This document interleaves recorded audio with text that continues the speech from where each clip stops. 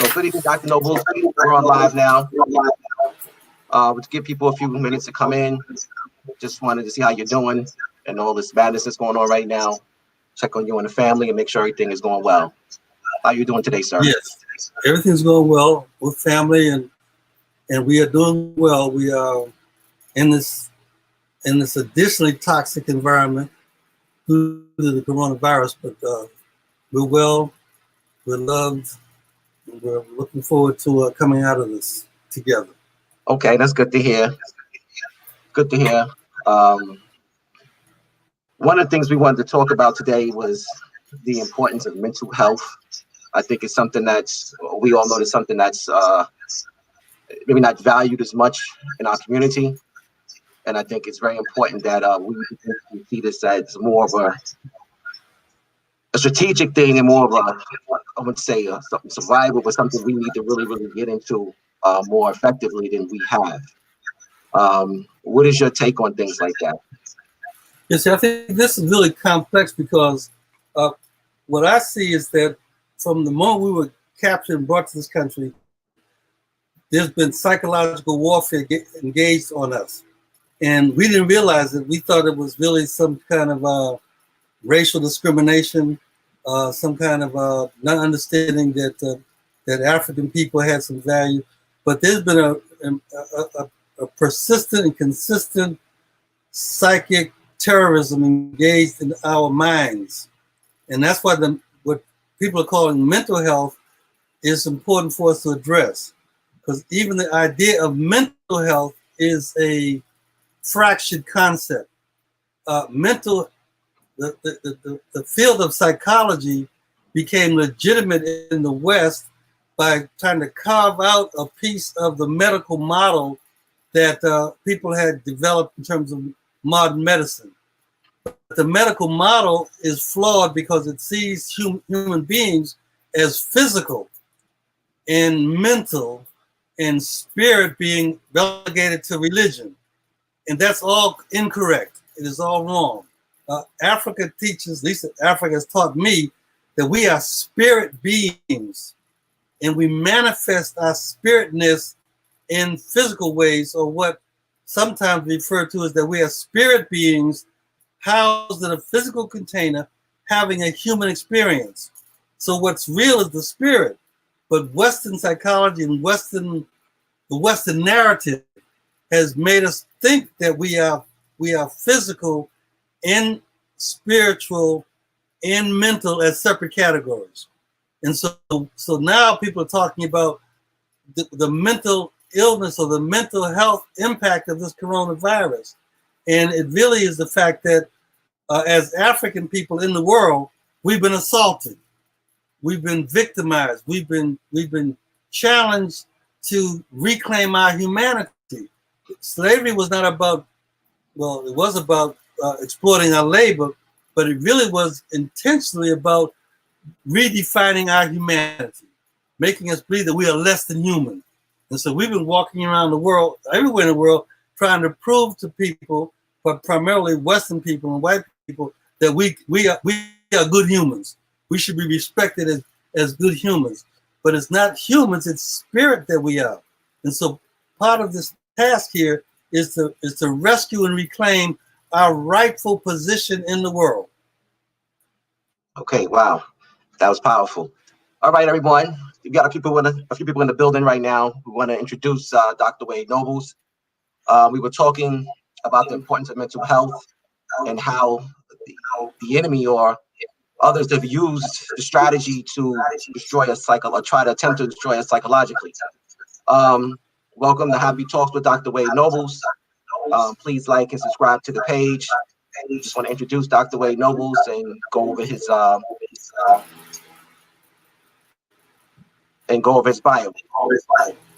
And that Dr. Wade Nobles, co-founder of the past president, 1994-95 Association of Black Psychologists, Professor Emeritus African Studies.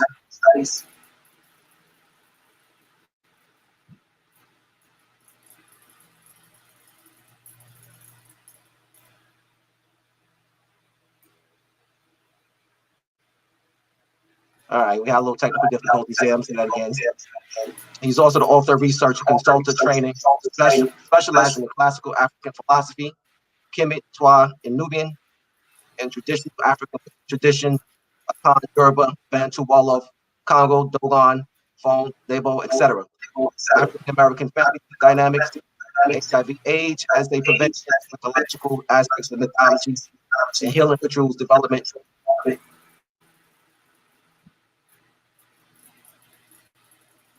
African-centered pathology and educational excellence, Black child development, parenting, African spiritual systems, and systems of human transformation, Pan-African, Black psychology, global initiatives, the liberation of the mind, and the worldwide development of African.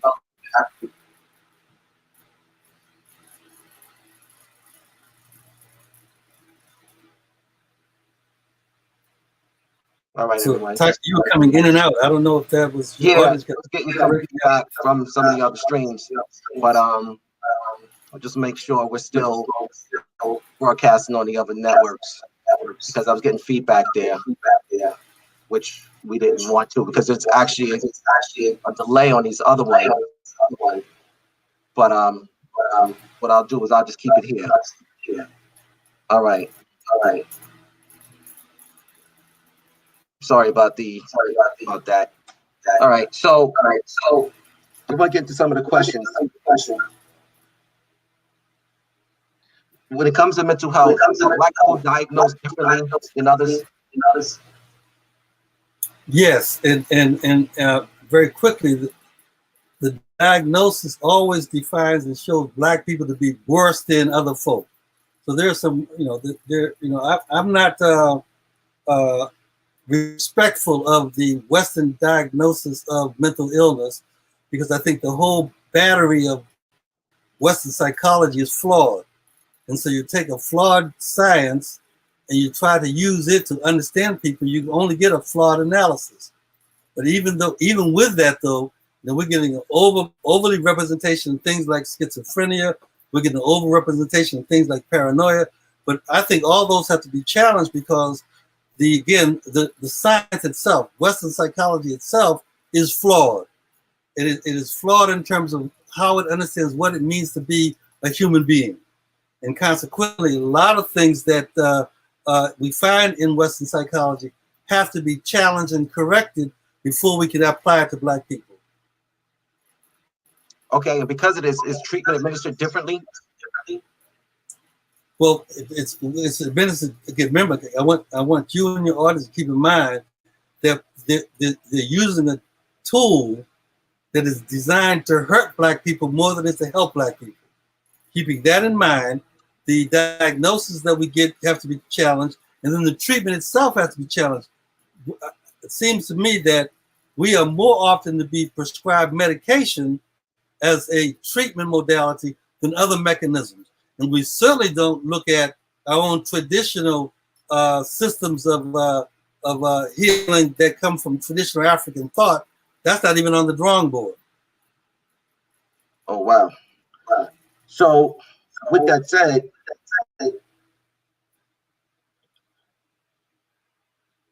books like the DSM-5, how were they utilized and where were they? Why were they created? Okay, let's look at that. Let's stop just the title. DSM-5, Diagnostic Statistical Manual, is telling you that I have a manual that's based upon statistics, based upon number, not based upon an appreciation of what makes someone human. And so in the Diagnostic Statistic Manual 5, it says that we've done this 5 times and still haven't got it right. And so if you have 5 versions of something, that should tell you maybe someone's doing something wrong. We keep revising the wrong stuff. And the Diagnostic Statistical Manual is premised upon if I see a behavior or an attitude over a period of time, if I see you doing something 5 times in 5 weeks, then I can conclude something wrong with you. That logically doesn't make sense to me.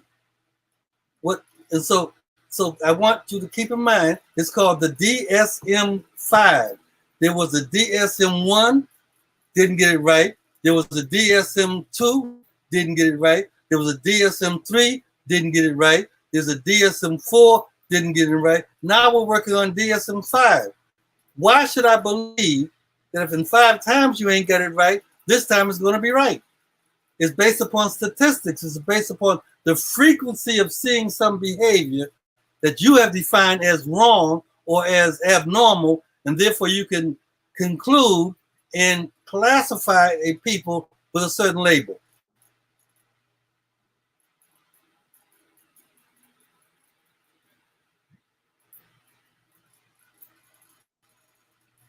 Wow.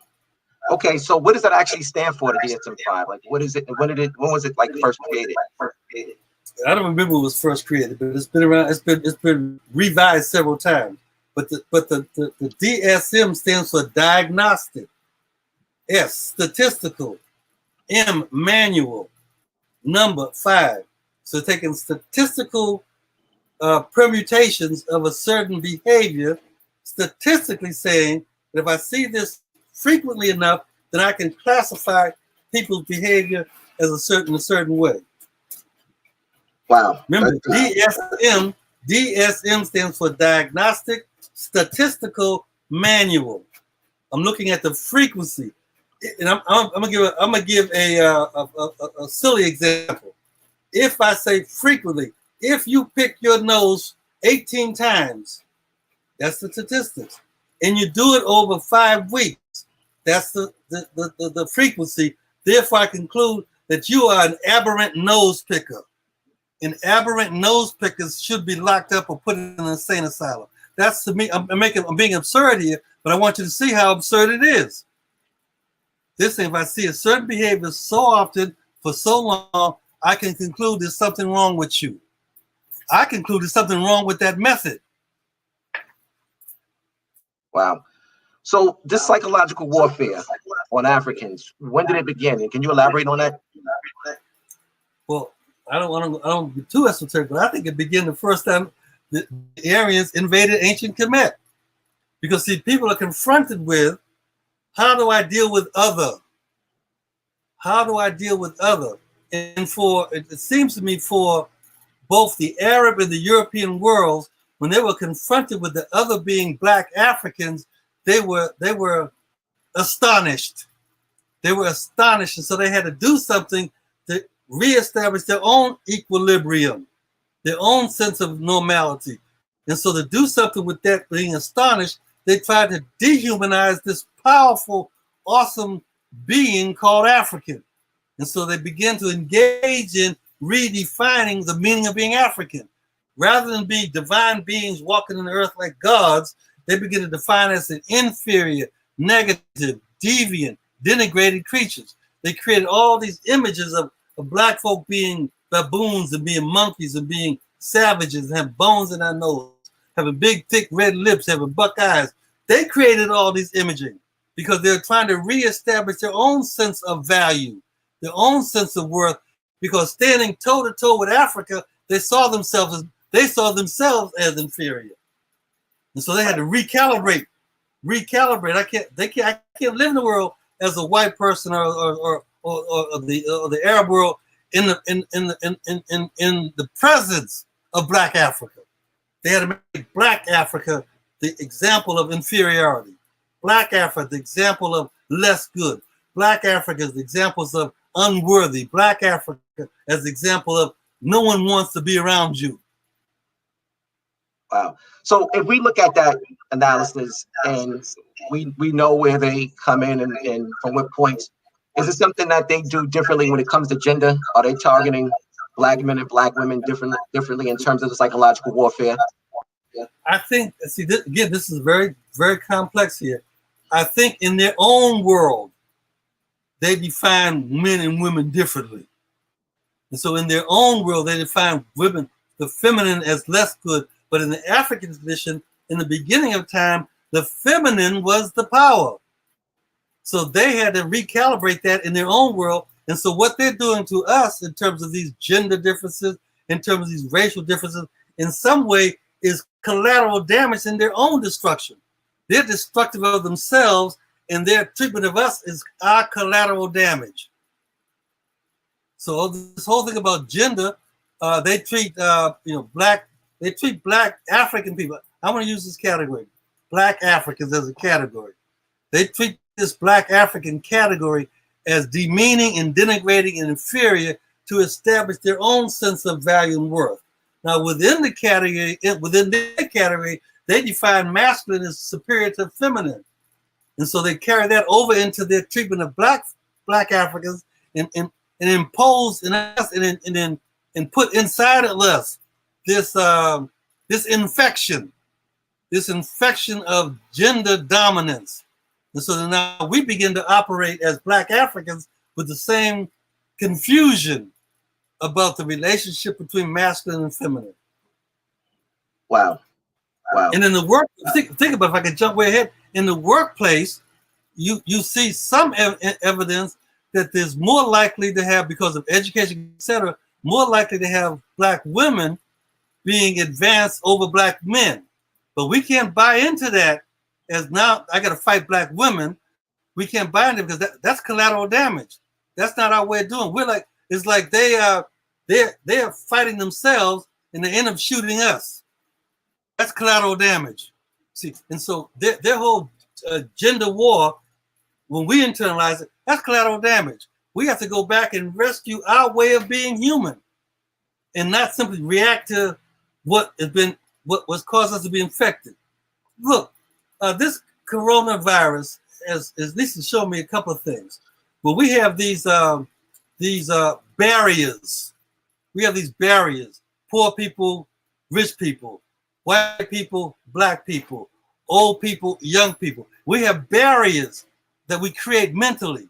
So there's a barrier between men and women. There's a barrier between old and young. There's a barrier between white and black. But the coronavirus said, I don't respect no barrier. Think about that.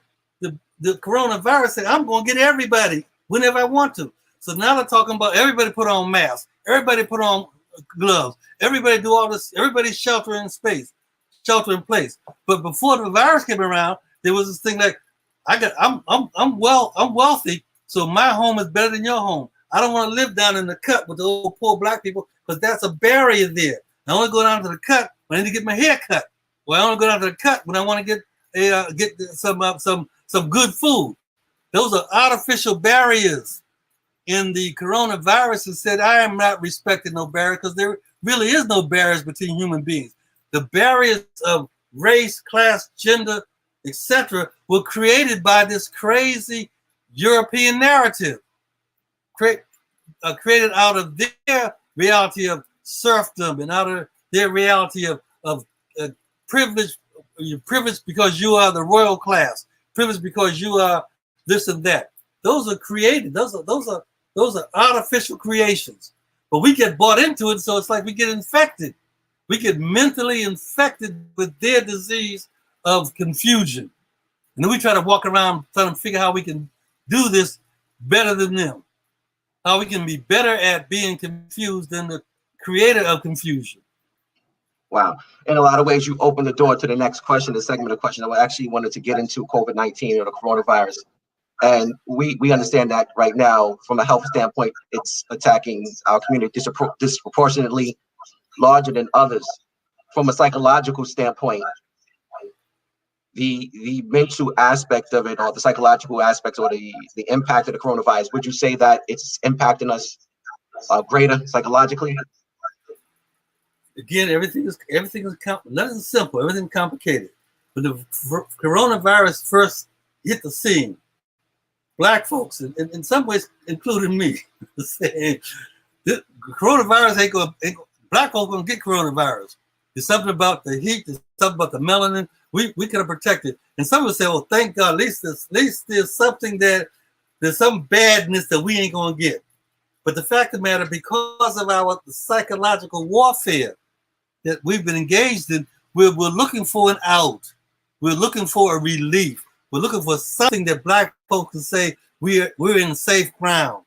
Right? That's psychological warfare. So because the assault on our humanity was so ever present, everywhere the assault on our humanity was present, we were looking for an out, looking for maybe someplace, somewhere, we're going to get a pass.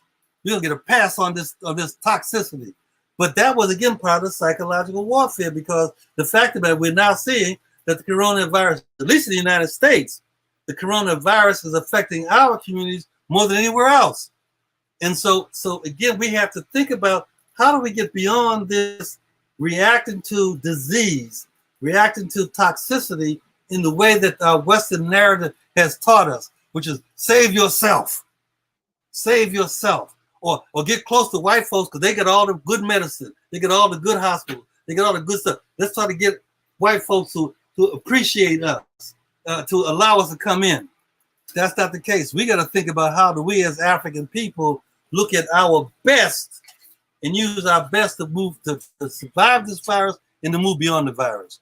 That to me means we got to interrogate some old stuff, some old ways of being, some old ways of understanding. Thank you.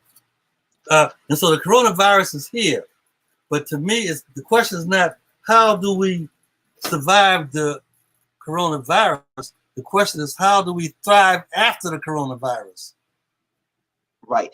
So with that said, one of the things when we think of being African is our humanity and our sense of community, and the psychological effects we know of the virus itself has people distancing themselves from other people and not wanting to be, in a sense, almost humane or touch other people. Like, I just want to talk about some of the long-term, how do we get past these long-term psychological effects that we're going to have after this thing is said and gone, because it's going to be a time where it's going to be some time where people feel comfortable just engaging humans in normal human behavior or in an African-centered way.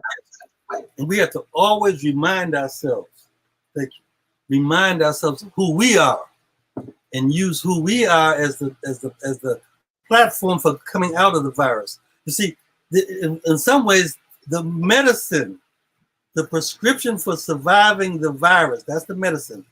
Stay at home, lock yourself in, don't hug nobody, don't be around more than 3 people at the same time. All that's medicine, but that medicine is worse for us than the actual disease. We have to come out of this recognizing that it is good to be in each other's presence. It is good to hear the voice of Big Mama and Grandmama singing the gospel. It is good to see that vibratory energy that comes with us being in each other's presence as our medicine. So we have to remind ourselves, rescue our old ways, remind ourselves that how we act, having family dinners, having picnics where everybody gets together and people laugh at Uncle Charles, who always gets drunk at the family dinners, but how Big Mama can call us to order with a look. Remind ourselves how those things that are our way, we have to continue to rescue those and use those as we come out of this virus. If we end up saying that the only way to be is to have my one room with my 2 kids in that room protected from other folk, and we live our lifestyle that way, we have been infected by a damaging disease. If we believe that we can't see each other as black men and give each other a high five and clap hands and hug each other and do all those things we do, if we believe we can't do that in order to survive, we are already dead. Wow. So in a time like this, how do we help our children cope mentally? Because children have a different perspective on these things, and like, how do we protect ourselves mentally, and how do we also help our children cope? One of the things that we've been trying to do as a National Association of Black Psychology is that we actually created a kind of guide and workbook for what you do while you're sheltered in place, building on our traditional ways, and we're sharing that on the ABSI webpage, that there's something you can do in terms of reminding yourself, reframing this issue. Look, we're engaging in a time where people are saying to shelter in place. That's the biggest message everywhere. Soap companies are advertising on television, shelter in place. Car dealers are advertising, shelter in place. That's a common message coming across the airways. But there is also something we have to do that comes from our way. And our way, rescue way, is a concept that comes out of the Bakongo. We are Bakongo people. We've been miseducated to believe that we are just up from slavery, but Africans are actually predominantly Bakongo. And the Congo tradition says there's a term called Zola, Z-O-L-A, Zola. Zola means love, not the romantic love that we get confused with, or not the love where we're trying to get someone to give me some sex. But Zola is the construct that activates our internal self-healing potential, internal in terms of my own individual body, but internal in terms of my family, internal in terms of my community, internal in terms of our people. So this Zola notion of love activates our self-healing potential. So we as African psychologists, and that label is also something I have problems with, but we as African psychologists have come up with a workbook on how do we enhance our family dynamic during the coronavirus and after. Zola. It has 5 styles having to do with remembering who we are, reminding ourselves of what we can do as a divine people, reframing this issue not as a sheltering in place or a lockdown, but it's a moment for us to reflect deeply on how we're going to live in the world, and then revitalizing our family dynamics. We've laid out actually a workbook that we're sharing with our community that you can work through. You can sit with your family and talk about how, if we're for example, if we are binging now because we're locked down, we're binging on television. Don't binge on all the daily reports about the disease and destruction of Zola of the coronavirus, but binge on some of those dramatizations that have shown our power. Like the most recent one, and people have challenges with it, but the most recent one around the Black Panther.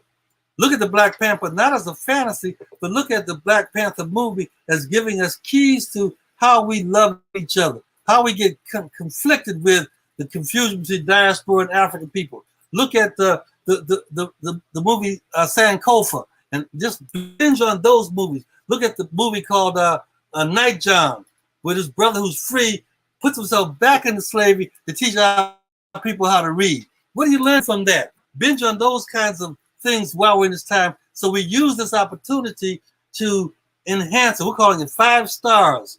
There are 5 stars that are ours. That have to do with remembering, reminding, reframing, revitalizing, rewarding ourselves, and create activities that we can do. Now, we can share that with you, share with your audience, that becomes a tool that we can use to make sure we come out of this thing better than we went into it. Come out of this thing better African being than we went into it. Because we right now, we got some problems in our community that have to do with the psychic damage that the Western grand narrative has imposed on us. Well, we can't come out of this moment of pandemic tragedy being the same way we are when we went into it. And so we're calling upon ourselves as Black psychologists to come up with ways in which we can share medicine to our community, share tools with our community that we can use. We can self-instruct ourselves on how to be the divine beings that we really are. Wow. So what is the name of the workbook? What is the name of the workbook again, and how do people get a copy of it? Yeah, the workbook is called While Sheltering in Place. While Sheltering in Place. And we're taking some of the best ideas of Africa and rescuing it. And then saying, how do you create practice? How do you create what you do in your house now? How do you create this notion of Zola as love? How do you as Black men show Zola to young Black men?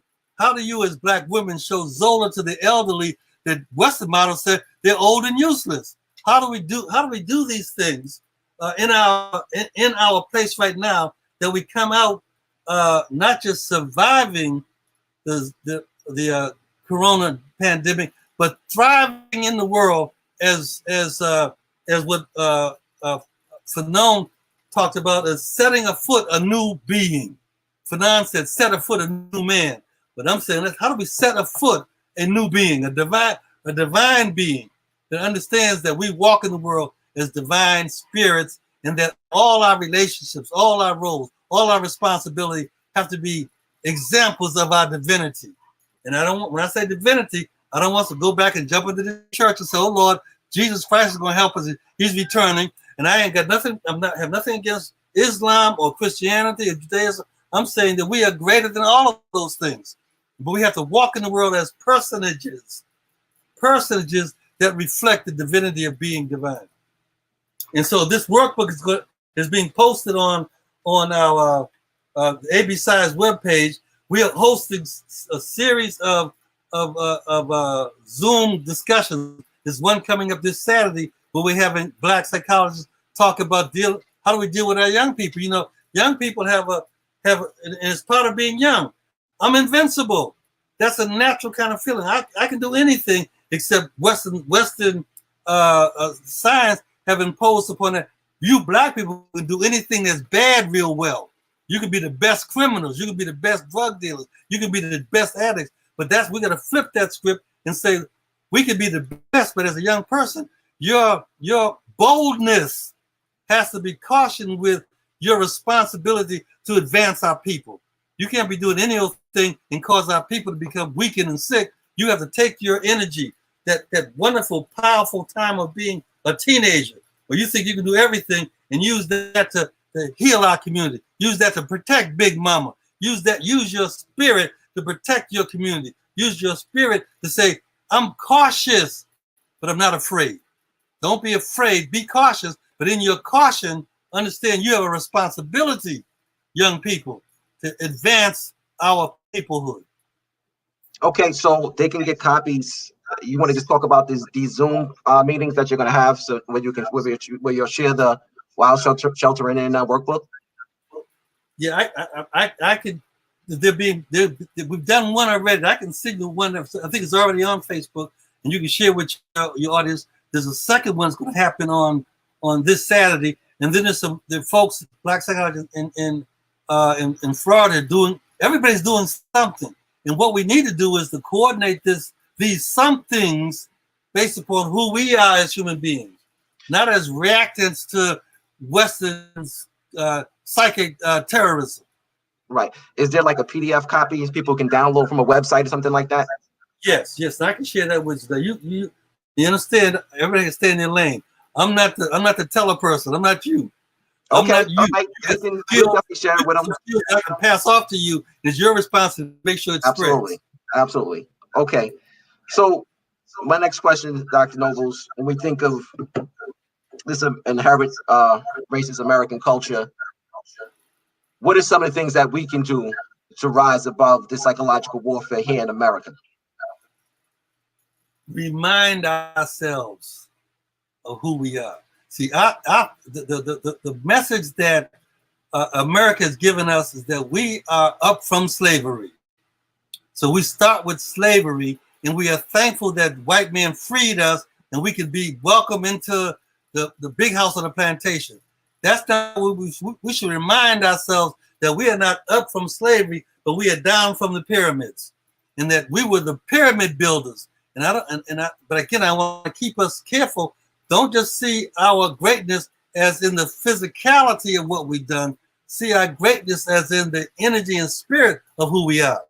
So we have to begin to remind ourselves of this vibratory energy. We have this. We are literally spirit beings vibrating and radiating in 7 different directions while standing still. Now you take that statement and just resonate with that for a minute. I am a spirit being vibrating and radiating in 7 different directions while standing still. Then what can I not do? And if we can begin to remind ourselves of the power and the awesomeness of being divine beings, then meditate on that, reflect on that, and not just not like the monks do, where they go up to the mountain and they sit in a quiet cave and think about it. No, reflect on it and then act on the world. Again, rescuing our stuff. We are Bantu people. The Bantu have a statement that says, Buka Mukati, ya Buka Kumbazi. Buka Mukati, ya Buka Kumbazi. It's spoken medicine. It says, spirit, you heal the inside, I'll take care of this shit on the outside. So I got to fight the outside that's trying to dehumanize me. But I got to also talk to my own spirit, remind myself of how powerful I really am. And then reminding myself, Buka Mukati, ya Buka Kumbazi. Will remind my spirit, which is not my own internal spirit, it's all those spirits from all those dwellers in heaven. Look at our folk, Malcolm and Martin and all those geniuses that are in the invisible realm are on our side. They're ready to go to war with us. So we got to remind ourselves of who we really are. Buka Mukati ya Buka Kumbazi. Think about it. If our children were taught to say that and say Buka Mukata ya Buka Kumbazi when some teacher in elementary school said, "Black child, you can't learn," and our children stood up and said, "Buka Mukata ya Buka Kumbazi." What would that teacher do? Well, how could they handle that? See, we gotta arm our people with the tools and the weapons that are our tools and weapons. It's not that I'm acceptable because I act like white folks. I'm acceptable because I'm not first. I don't need your acceptance. But when I walk in the world that everything who sees me knows what to do. I think Malcolm said that when the light comes on, the dark knows what to do. When the light comes on, the dark knows what to do. But when African steps off into place, the non-African deviant people who are trying to destroy us and dehumanize, they know what to do. They bow down in our presence. And we got to have that kind of arrogance, that kind of attitude, not to hurt nobody, just to be ourselves, to be as powerful as we are. That we can think a pyramid and go build it. Think about that. We can think about a pyramid and go build it. And now no one else can figure out how we did it because they're not using our thoughts. We got to rescue our thoughts, rescue our way of being, rescue our energy, and then go do it.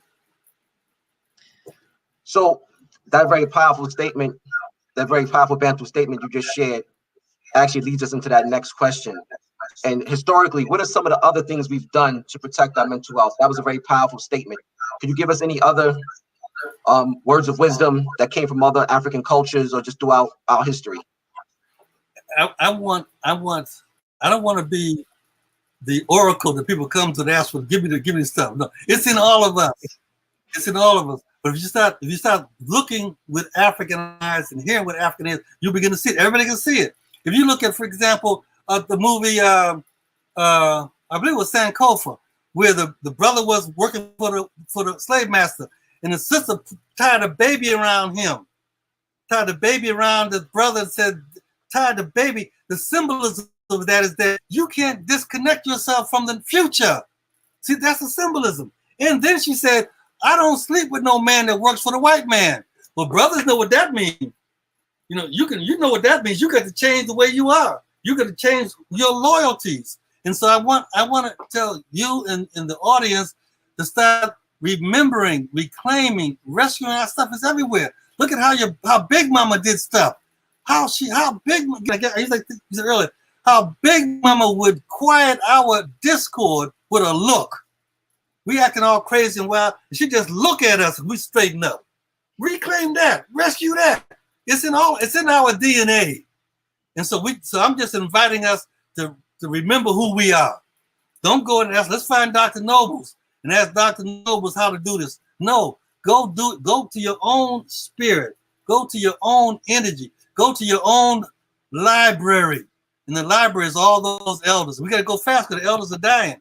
But go to our library and go into the books of our library and ask questions. One exercise we can do right now is just simply call all the oldest people you know and ask them, what was it like being a child?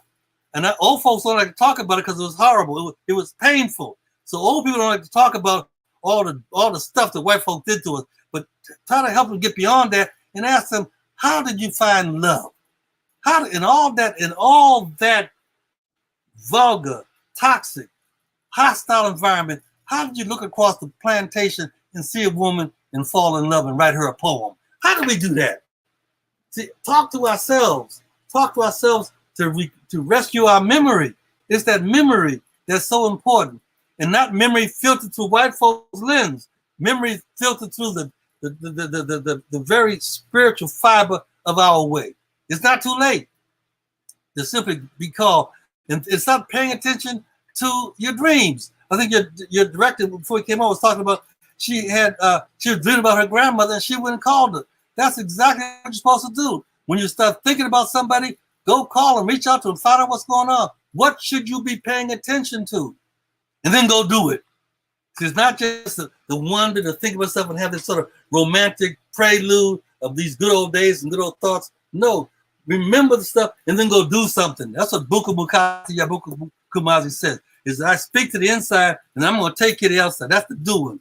How do I reestablish the African community in this vulgar, hostile American society where our children, when they come into our community, they can feel the safety. They can feel the love. They can feel the warmth. They can feel. And we should we should do that in the old days. We used to travel during the Pullman Porter train times. We would get on the train, see the Pullman Porter. There all that discrimination going on. You can't sit here, you can't do that. But the Pullman Porter would know to bring back to the black quarters a sandwich that he stole from the white folks' place. Bring back something to the folk. And then when you got off the train, the first thing you would ask is where the black folk community? Because we knew that when we get off the train, we could go find sanctuary. Well, how do we create our communities as sanctuary? So that when our children know when stuff is crazy, go back and find mama's kitchen table and sit at the kitchen table and revive yourself. Sit at the kitchen table and figure out what's going on and then go back out and do it. We gotta create that kind of methodology.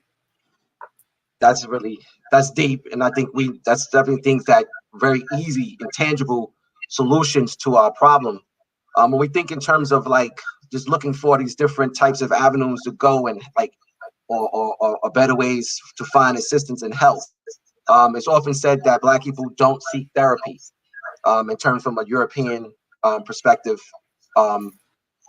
is there any truth to that?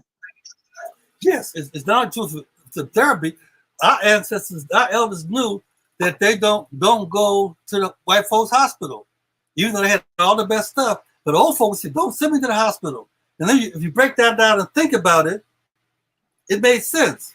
When we were sent to the hospital, we were admitted by people who were decidedly hostile to us, didn't want us to be there. That's the energy vibration right there. Then when they put us on a ward, and then we got sicker, they put us in a semi-private room, and then we got sicker, they put us in an isolated room where only one of your relatives could visit you. Look at that path. They were removing us from the very energy fields that were well for us. They took us out of our community, took us out of our home, put us on a ward, took us out the ward, put us in a private room, only your immediate family can visit you, took us out of there, put us in a private room, but only your wife or your mother can visit you, took us out of that where nobody can see you. Right now, the biggest complaint that I'm hearing in the Black community is that my father or my mother is in a hospital and I can't go see her. Not just to see her with my eyes, but to see her with my well energy. And so our old folks knew that putting us in the white folks' medical system was detrimental to us recovering. We passed that on to the mental health issue, where we knew we sit down and talk to them. Their methodology for helping us with our, in quote, mental illness was absolutely the opposite of what we needed to be well. They made it our individual problem. And it's never individual problem. Look, I have spirits that walk with me all the time. Now I got a PhD. I'm supposed to be intelligent. I got the best of their Western education. But I know that those spirit beings that walk on both my shoulders are more valuable to me because they whisper in my ear. They tell me this. They tell me, look out, this shit ain't right. Don't bleed the okie doke. They tell us, something don't feel right. And so I got to pay attention to that. I got to pay attention to those water spirits that come out of ancient Africa spiritual systems to help me to understand what's going on, even though my Western education said disregard that. That's not true. That's not real. You are having a fantasy, or you're having, even worse, an hallucination that indicates that you are crazy. You see, so our folks knew, be careful with talking about this Western psychology. Now that we got a cadre of Black psychologists who are struggling to rescue our way, it's safer now to talk with Black psychologists. It's safer now than it was when I was growing up, but you got to also be careful with what Black psychology you talk to too, because some of us have bought into, or they want to be as Black Freud would have been. And so you got to be careful with who you work with, but understand that we are in the midst of rescuing and reclaiming our medicine in terms of psychology, and even in terms of Western medicine. Because if you look at it, Western medicine, Western physical medicine is running hell-bent high on water. They try to go to Africa and find all those herbal medicines that they can take, understand, and to put it into a pill and give it back to us as a high-priced medicine. We got to take our own stuff. So I think that there has been a history of being cautious about psychology and Western therapy, and I say rightfully so. There's been a caution about going to medical Western hospitals, rightfully so, because of the hostile environment, the negative environment. But now we got enough folk like yourself who are giving us airways and information that's filtered with hopefully some good medicine. And we got a cadre of Black psychologists who rightfully so have to break away from Western psychology and recreate our own medicine as wellness. See, I myself don't use mental health. I use wellness. How do we become well as spirit beings, not mental health as physical beings? I've broken away from that and say that we gotta figure out, if I am a spirit being housed in a physical container, having a human experience, then how do I make sure that I'm inoculated from the toxicity in my human experience? How do I recognize that the physical container that I'm housed in has been redefined as something inferior and break away from that? And how do I activate that energy in my spirit so that I walk in the world as a well-being? So, Baba Noodles, do you have a list of recommended African-centered therapists that we could share with people, and we could share this like later? Because obviously we want to stick to people who understand our African-centeredness and who help us in the proper way. Yes, in fact, I keep referring your audience go to the ABC webpage because we are now posting licensed clinical psychologists who are in the midst of what I'm in the midst of trying to reframe themselves and provide our community with the proper medicine. So that's available. There are a select group of African psychologists in ABC who begin over several years now of reinterrogating our spirit science, like voodoo and Ifa and candomblé and all those things that they have taken hard and made us believe that is some really evil stuff. But we're reinterrogating those things to say, what can we learn from our, I call them spirit science and not primitive religions? How can we take our spirit science and reinterrogate them and understand what we can learn from them that will be health producing for our community? And there's folks like that as well. Wow, that's deep. Thank you for sharing that. So staying on the topic of therapy, and this is something that often comes up. Is there a difference between men and women and Black people in terms of how we feel about therapy? And if so, why? I'm going to answer this way. The all divine said that in order to create, in order to make Genesis, I need men and women. Man can't do it, can't generate by himself. Woman can't generate by herself. You need the complementarity between the feminine energy and the masculine energy to do Genesis, to create the new. And so in terms of, quote, therapy, we need to begin to interrogate what's, in quote, the magic. Is it Black male working with Black female? Is it Black female working with Black male? We got to work through that. I think that we need both. We need the complementarity, not the opposition, not the competition between men and women, but the complementarity between men and women in order to create the healing modality. So we work with, again, in our Western training, there's some thought that says that if you're a man, you need a male therapist because they can identify with your experience. If you're a female, you need a female therapist because she can identify with your female experience. I think we need to work through that. I'm not sure what the answer is right now. I do know that the divine created the necessity for both male and female energy vibrating in order to spark the wellness. Right. Is it from your research, your understanding, your practice? Is it something where it's said that as men, particularly Black men, we're disproportionately we don't like to go to doctors or therapists and things like that? Is there any truth to that? See, again, remember the collateral damage? The collateral damage that we've inherited is that Black men, that maleness is the power gender. All right, remember the collateral damage. The Western modality said that male is the power gender. And so now we are black men who have been steeped in the well of the polluted well of Western male gender dominance.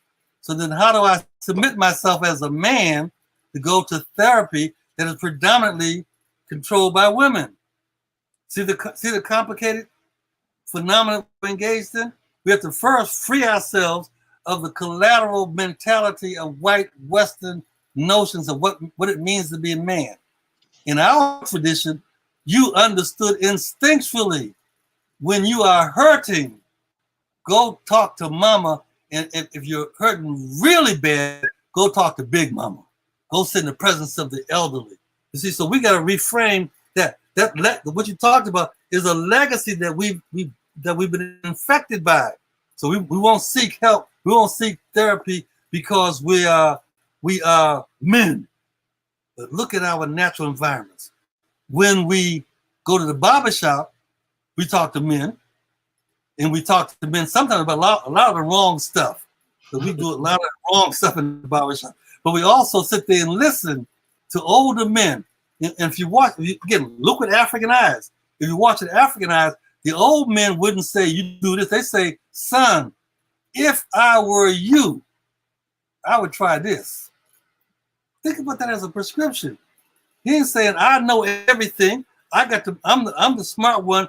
Go take this medicine, take this aspirin twice a day, and call me in the morning. Our old folks didn't say that. They would say, I hear what you're saying. I understand what you're going through. And if I were you, I'd go back down and I'd fall on my knees and beg my wife for forgiveness. They would do that kind of prescription writing. And so we didn't have any problem with seeking a prescription.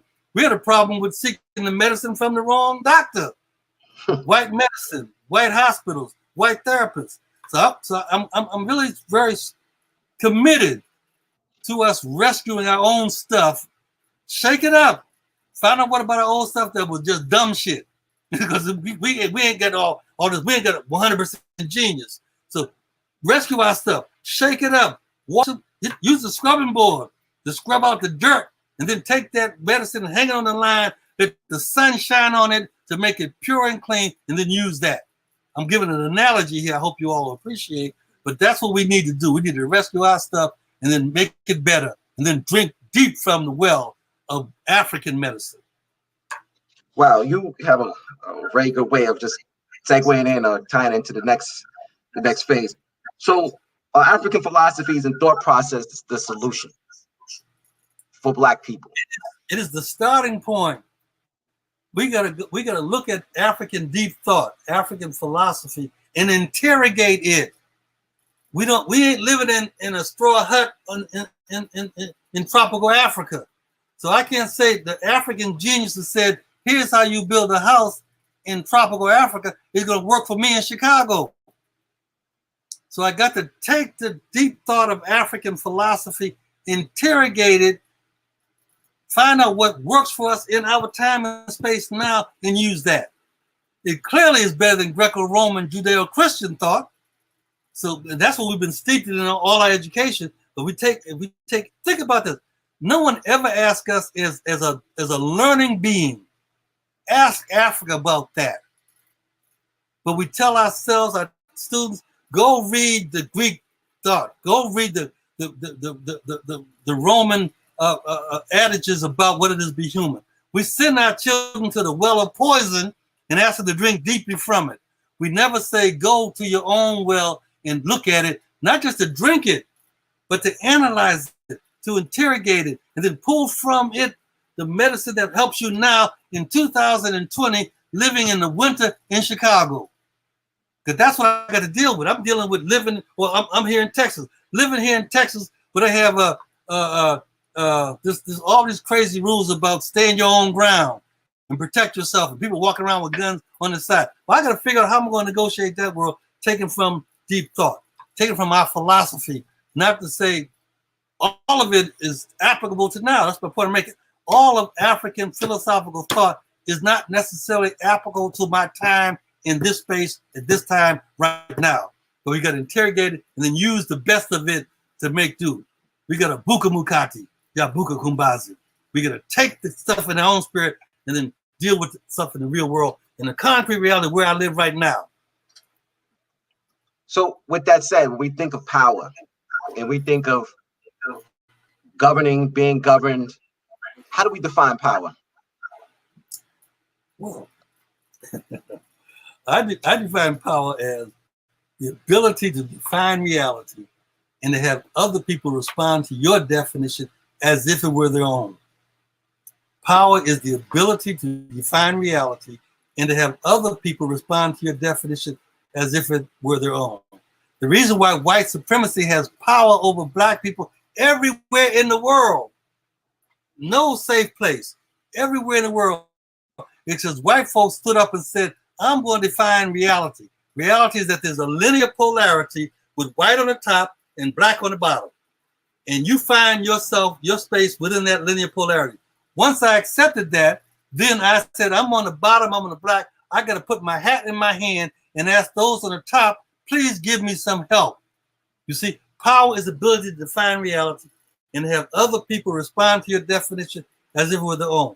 So what would happen if black folk, having interrogated our best thought, our best philosophical premises, our best adages, our best proverbs, our best saying, and took those and defined reality as that, and then compelled other people to respond to those ideas as if were their own. Remember, I'm a Congolese philosopher. When I look at the Congo says that to be human is to recognize, you can only be human when you recognize the humanity of other, and in recognizing the humanity of other, respond to them in humane ways. Let me stop right there. I can't be human if I don't recognize your humanity. And once I recognize your humanity, I am compelled to respond to you in humane ways. If I take that as my power principle, I said the world's going to operate. I got all this now imaginary power now. I said the world's going to operate by every single human being disavowing their humanity or accepting their humanity by recognizing the humanity of others. And when they recognize the humanity of others, they are compelled to respond to them in humane ways. Look at what happens to black people in the world, in France, in China, in the United States. We get the worst treatment of everybody because somebody doesn't recognize that their humanity is required by recognizing our humanity. Treating me well. You would not have people saying, you can't come into this hospital and be human if they recognize that their humanity requires them to respond to my humanity in humane ways. Someone would not sit down in some office in redliner district and say, in this district, only white folks can come and be human at the same time. Power is the ability to define reality and to respond to other people as power is the ability to define reality, and in doing that, require other people to accept your reality as their reality. Wow. If I'm divine, I have to see everybody as divine. And when you stop being divine, then we got to say, how do we isolate you from the human community? That's where we get heavy now. That's where we get some difficult choices to make. So when we think in terms of our, I hate to use the term survival, but our ability and our quest and our desire to thrive, how important is it for us to regain our African mind? I know you touched on a lot of this earlier, but the deep thought and the African mind seems to be essential for who we are as a people to move forward. I believe we cannot survive and be well during this coronavirus. We cannot survive post-coronavirus and be well without an African mind, without an understanding of what it means to be human. That's the question. What does it mean to be human? We are not bunnies, we're not rabbits, we're not goats, we're not pigs, we're not elephants. We're this animal form that is human. That animal form has to have a meaning. We got to be meaning makers. What meaning are we going to make for ourselves? That's definitely power. What meaning making do we make for ourselves that takes us out of the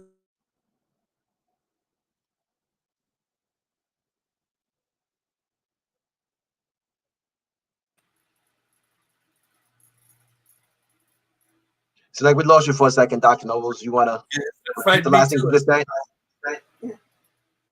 Say that again. I said it was like we lost you for a second. You repeat the last thing you just said? Yeah, I said that we have to be meaning makers.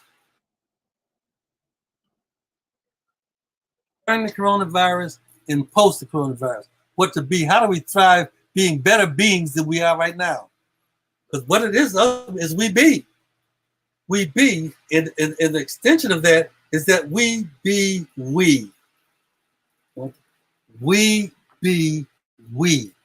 How do we come out of this being better we? We can't be well individually. We have to be we, and we be better. Well, Ashe. So with that said, I just want to give a shout out to the people in the building. King Simon, Sorry Milktap, Natasha Love, Virgin, people that signed on. There's a couple of questions here. If you have a minute or so, Baba Nobles, I just want to kind of maybe touch on a couple of questions here that people ask in the audience, if that's okay with you. Yes, yes. All right. Let me see if I can find. Well, we have a question here from Natasha Love. Can you talk about the increased suicide amongst our children, and what is a cultural solution to that? I don't want to sound like I'm beating the same old horse, but we never had suicide in any level of significance in the past, because we understood we were not white folk. And now the more we internalize the belief systems, the value systems, particularly individuality and particularly separateness and disconnection, then we're seeing this emergence of suicide in our families, in our community. But remember, suicide is the killing of self. Suicide is the killing of self. But if your self is not your individual manifestation, but myself is all African people, I could never commit suicide because I have to kill all Black people. And so the suicide is an indicator. It's an indicator of us internalizing another narrative about what it is to be. And the way we correct the suicide is to introduce or reintroduce our African narrative. I said a while ago that that when you kill somebody, homicide, you're really committing suicide. To engage in homicide is to commit suicide. Now, I want people to think about that. If I killed you, I would go to jail in the Western system as committing homicide. In the African system, I would be punished because I have committed suicide. And the one thing that doesn't allow you to go into the afterlife, to live amongst the dwellers of heaven, is for you to commit suicide. And our old folks knew that that's the worst thing to do. Things never get that bad. Old folks would say, child, it's going to be better in the morning. No matter how bad you think it is, the future, i.e. the morning, is going to be better. So we didn't use the last result, the last possibility is just simply kill ourselves. We knew it's going to be better in the morning. The future is going to be better, not because it happens magically. The future is going to be better. The morning is going to be better because you got to do something. You got to get about that chair, stop that crying, stop that moaning, and make tomorrow better. That's Buka Mukati, ya Buka Kumbazi. You take care of the outside. You make your tomorrow better. There's nothing that's so bad that the solution is suicide. That's the African way. The Western way, I could be so tormented, so they would even say so accosted by your inner demons. Look at that language. You got inner demons that are so devastating that the only thing you can do is commit suicide. Ain't no inner demons. The demons are outside. The demons are these people that are assaulting me. The demons are white supremacy. The demons are oppression. The demons is exploitation. The demons is thinking that you have a right to treat me wrong. That's the demons in the world. So they're not in me, they're on the outside. So again, Buka Bukati, yeah, Buka Kumbazi. I'm gonna take care of the spirit, take care of the inside. I'll take care of these demons. I'll deal with the construction of society that structurally creates haves and have-nots. We should not have a society anywhere in the world that structurally we allow for the haves and the have-nots. We should not have a society anywhere in the world where some people are eating well and our children are sitting with an empty cup and snot on their nose. We have to deal with that. And you don't deal with that by committing suicide. Wow, that was deep. Hope everyone got that. With that, people are asking about the work of Bobby Wright and Bobby Wright.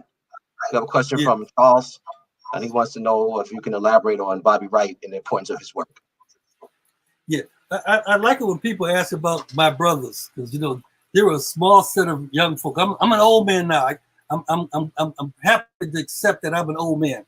But back in the day when we were young lions, Bobby Wright, Asa Hilliard, Phil McGee, people like that, we sat on floors in hotel rooms and talked about issues. One of the things that is absolutely a credit to Bobby Wright as a Black psychologist trying to figure out how we can create ideas and systems to heal our people. He did many things. The mental health center in Chicago is actually named after him.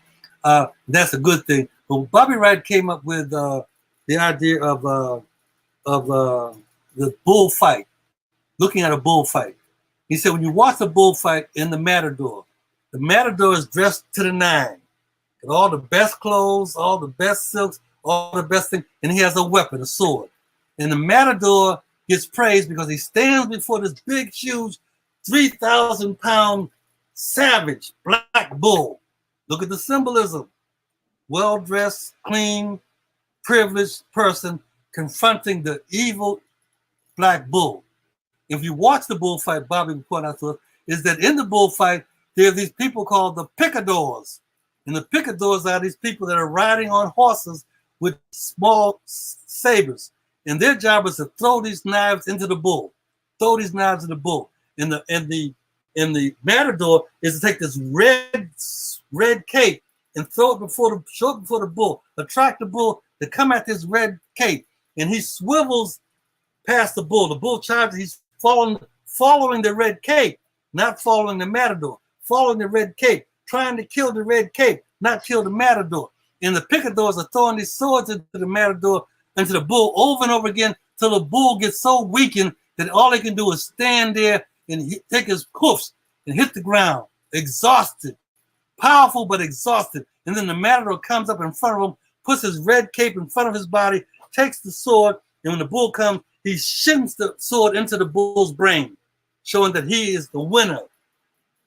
The winner was that the problem was that the bull didn't understand that its nature is not to fight the matador, not to fight the cape, but to kill the matador. And his nature is not to just kill the matador. The bull is supposed to jump over the fence and go find him some cow and make love and make new babies. That's the job of the bull, is to find a cow, make love, make more bulls. But you got to kill the matador, not the cape. That was Bobby Wright's genius. Through symbolism, he said, here's the game of white supremacy. They dress to the nine all well. They have the weapon. They can't defeat us. They trick us in fighting the cape, and their allies, sometimes for us, sometimes other black people, are the allies throwing knives into our big black body to weaken us. So we forget the charge is to kill the matador, find a cow, and go make love. And produce other cows, other matadors, other bulls. That's Bobby Wright's genius. Wow, that is genius. We have speaking of young bulls, we have a very interesting question from Sharice Bullock. She wants to elaborate on the gang culture, the affiliation of the youth. Is there something to deal in as a correlation between tribalism and young men getting involved in gang culture? Yeah, I'm almost frustrated because the questions are so important and so deep that you can't really give a quick soundbite answer. But keep in mind that this notion of gangs and rivalries and turfs was not our way. We had a concept called people. And so I'm part of the Yoruba people. I'm part of the Fulani people. I'm part of this. And we had areas that was that we had custody over. We didn't own the land. We were the custodians of land. And there were some things in our land space that we deemed as valuable. There were some things in other people's land space that they deemed as valuable, and we needed each other, we would barter. See, look at I got fish, you got clay pots. Let's barter. I'll give you fish for your clay pots. So we would barter. But the collateral damage of the Western narrative says that my space has to be better than your space. And if you got something that in your space, I simply go take it. Because I got the picadors and the things that can weaken you to take your stuff. Now translate that into the way we live in our communities. We got people saying, I'm the red hat, I'm the red rag wearing people, and you the blue rag wearing people, and on my corner, you can't come in my corner, or I'll drive by and I'll shoot you. We create gangs. The gangs were created gangs were created in this society by the early 19th century when the urban cities were being developed, and Italians and Irish and Jews began to fight about who's going to be the ruling hen. We inherited that. So now we get gangs in our community believing that they're no longer people. They're no longer people. They're the gang that runs this particular block. That's straight out of the European playbook. And so we act them out, and we kill them. Our young people are killing each other under the guise of the loyalty to my gang, the loyalty to my turf, the loyalty to my corner. We lost the sense of being people, and that's the problem.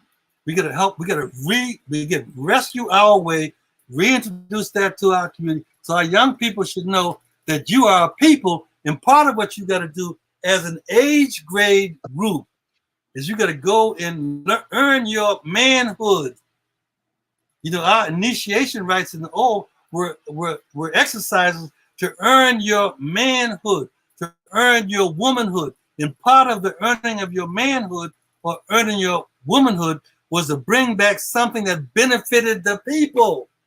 Didn't benefit you. You went into the bush to challenge your courage, to be left alone in the dark, to kill a lion, to take the skin, to make a drum, to show that you had courage that allowed you to bring back into the community, bring back into your turf, the fact that you were courageous, that you were skilled, that you were competent, and all your courage and skill was there, but had only value because it benefited the people. So we should have gangs, but the gangs have to go off and be initiated in terms of what you're going to do as a gang to benefit our people. Wow. Okay, we're going to close out on this one. It's the last question here. We got this one from Felicia. How can we as Black men and Black women come together and learn how to love one another again in order to raise the families that we need or the people we need to combat this new world order or white supremacy? What are the things that what do we need to do to come together as Black men and Black women? Recognize that we are people, not a population. We are a people, not a population. And then we need to, again, I want to use that Congo term of Zola, love. That when we see each other, we should be Zola up on each other. Zola up on each other. We should be having our young people write rap songs about Zola upping.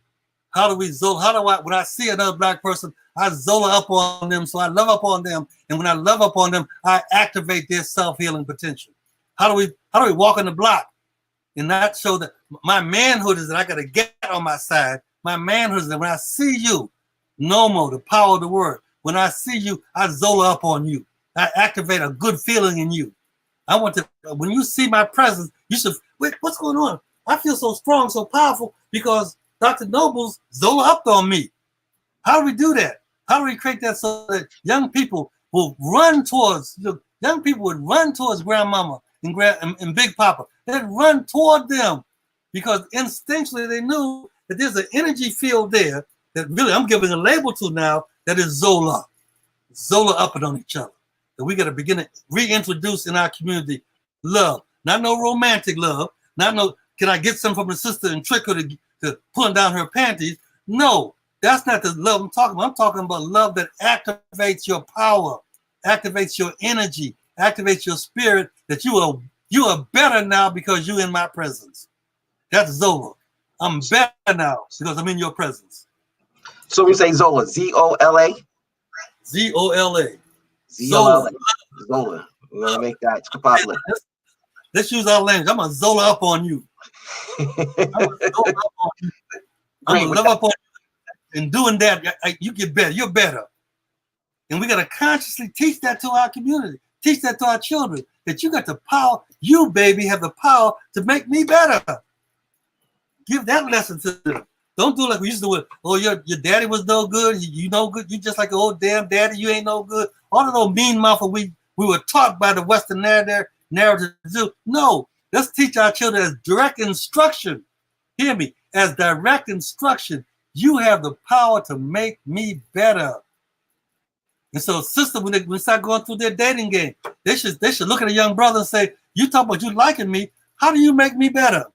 Not that you got a Mercedes Benz that you done stole from somebody. No, how do you make me better, brother? You see you like me. How do you make me better? You tell how do I make you better? I Zola up on you." So those are the questions we need to be asking each other. How can you make me better? Wow. With that said, I want to thank everyone for coming. Enjoy. Let me correct it. Let me correct it, because you can slip here. When I say how do you make me better, it really is how do we make we better. That me and I is that stuff. It's always about we. So when I Zola up on we, I make we better. How do we make we better? Pass it on. How do I Zola up on we? How do I Zola up on we? How do I Zola up on we? How do we make we better? Everyone got that? How do we make we better? And that's the mission, and that's the design of what HAPI's all about. Thank everyone for coming out. Please, if you like the video, you like what we've shared today, like and subscribe to us on YouTube, Facebook, Instagram, Twitter. There'll be more videos like this coming up. The film will be released shortly, which putting together something that we're going to do online, and people will be pleasantly surprised when they see it. Once again, thanks, Dr. Nobles. Amadase P, Dr. Nobles, thank you very much for joining us. We appreciate you. We love you. And we hope you have long life, Uncle Johnson, and peace and blessings to you. Peace, everyone. Zola up on we. Peace. Thank you. Thank you.